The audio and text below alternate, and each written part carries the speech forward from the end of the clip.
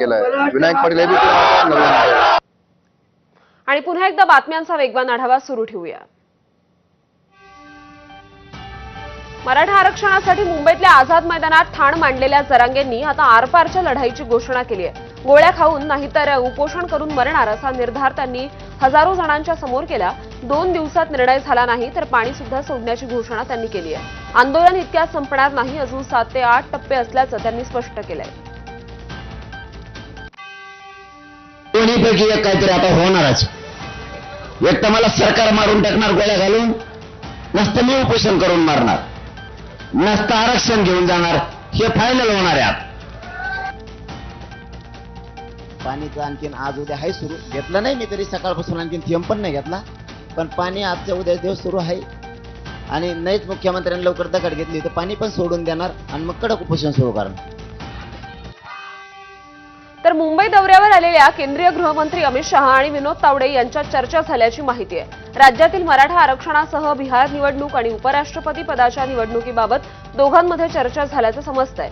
मुंबईत सुरू असलेल्या मराठा आंदोलनाबाबतही अमित शहांनी विनोद तावडेंकडून माहिती घेतली.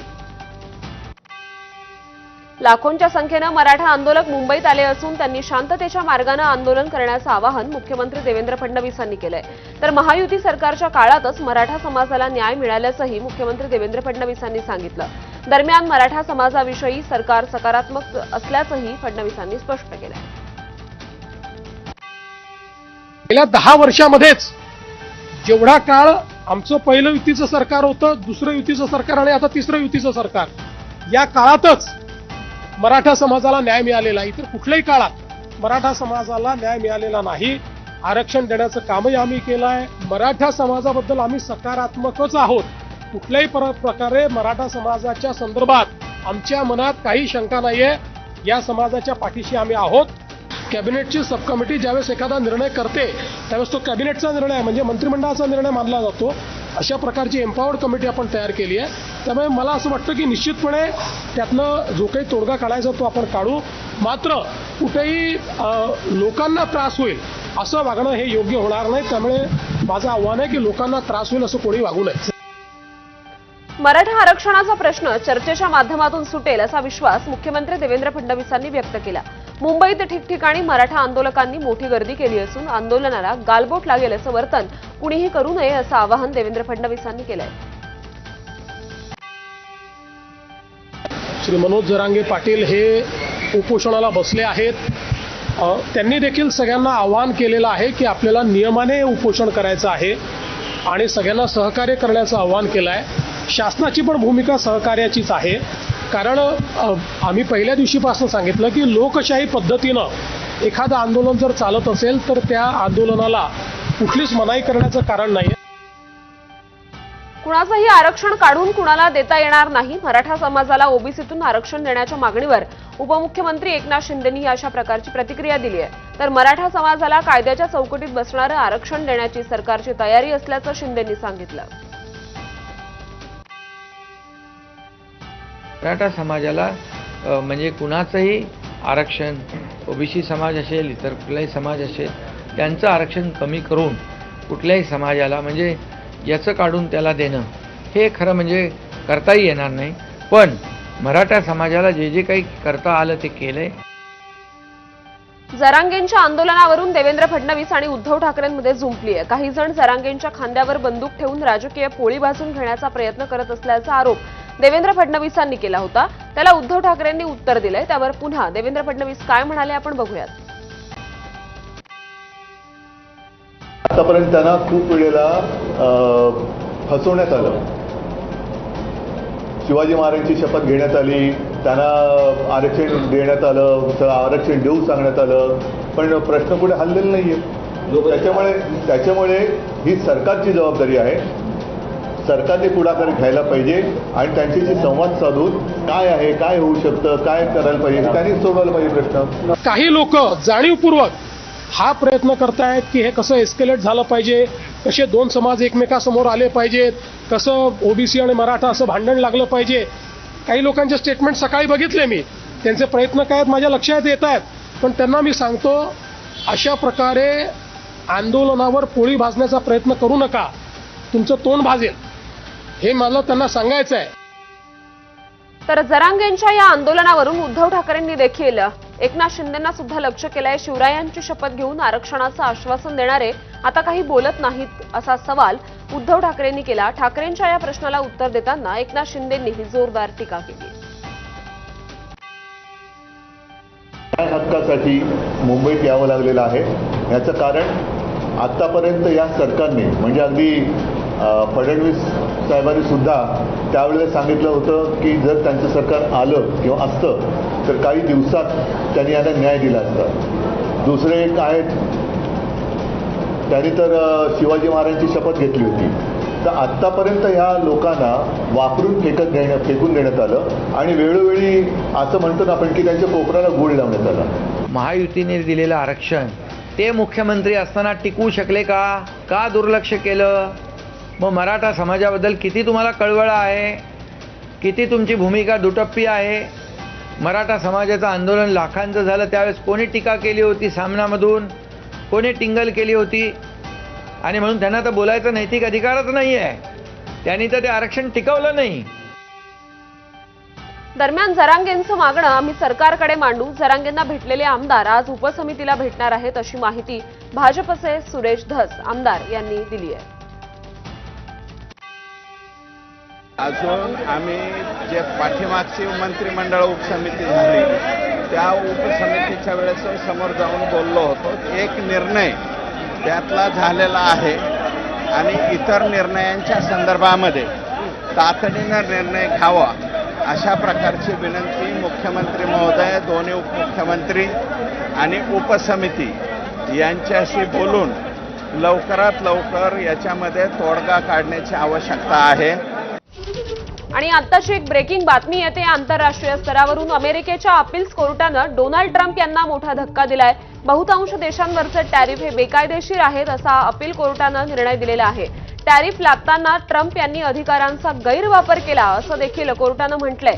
चीन, मेक्सिको, कॅनडावर लादलेल्या करांचा कोर्टाकडून उल्लेख करण्यात आलाय. 7-4 अशा फरकानं 11 न्यायाधीशांच्या खंडपीठानं हा निर्णय दिला. अपील्स कोर्टाच्या निर्णयास आव्हान देण्यासाठी 14 ऑक्टोबरपर्यंत आता ट्रम्प यांच्याकडे मुदत आहे. अपील्स कोर्टाचा निर्णय अमेरिकेला उद्ध्वस्त करेल अशी प्रतिक्रिया डोनाल्ड ट्रम्प यांनी आता दिलेली आहे. तर अमेरिकेकडून जागतिक स्तरावर अनेक देशांसंदर्भात टॅरिफ लागू करण्यात आलेला होता आणि आता डोनाल्ड ट्रम्प यांनाच अपील्स कोर्टानं धक्का दिलेला आहे.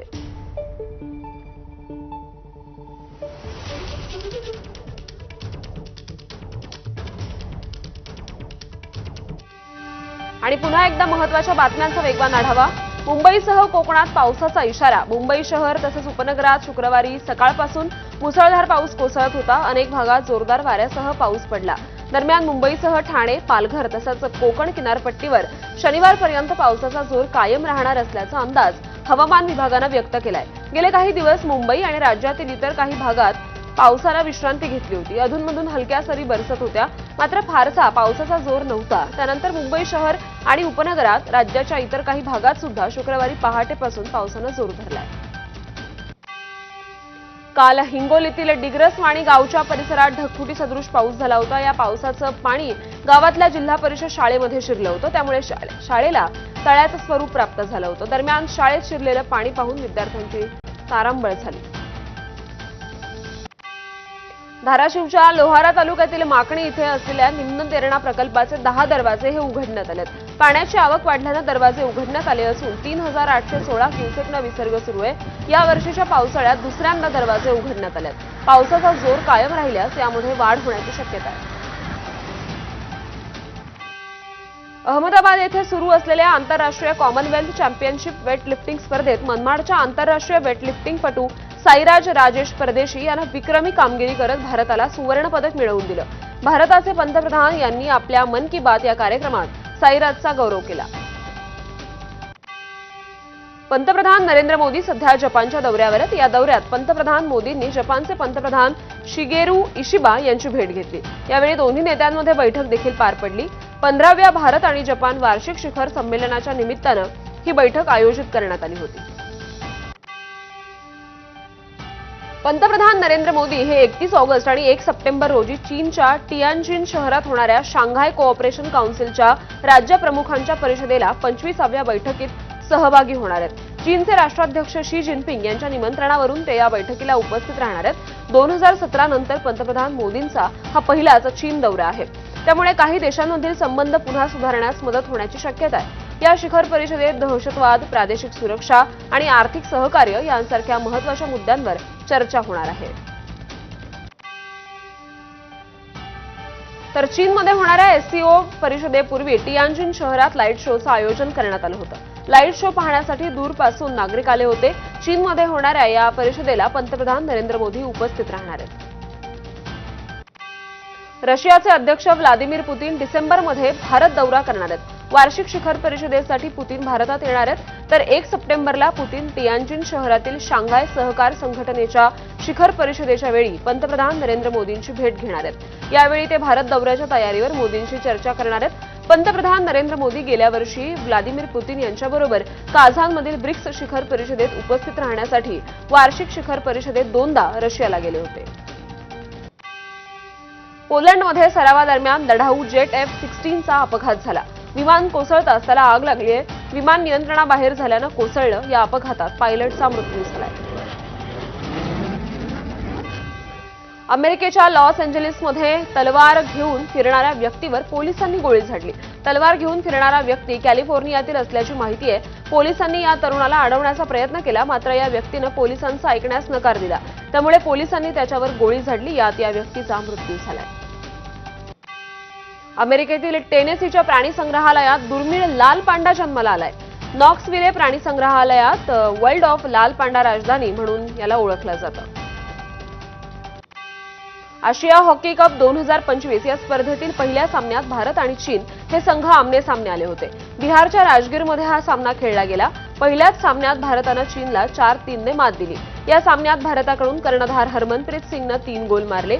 भारतीय कर्णधार हरमनप्रीत कौरनं या सामन्यात गोलची हॅट्रिक मारली।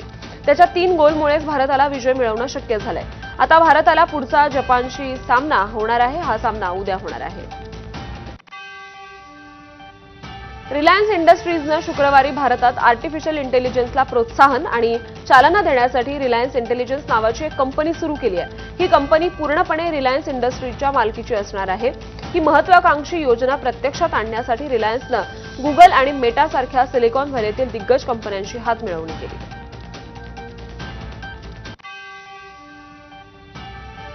आणि बातम्यांचा वेगवान आढावा पूर्ण झाला। यासोबत बुलेटिनमध्ये एक छोटासा ब्रेक। बघत रहा एबीपी माझा। थोडक्यात प्रस्तुत करते जीपी पार्सिक सहकारी बँक लिमिटेड सादर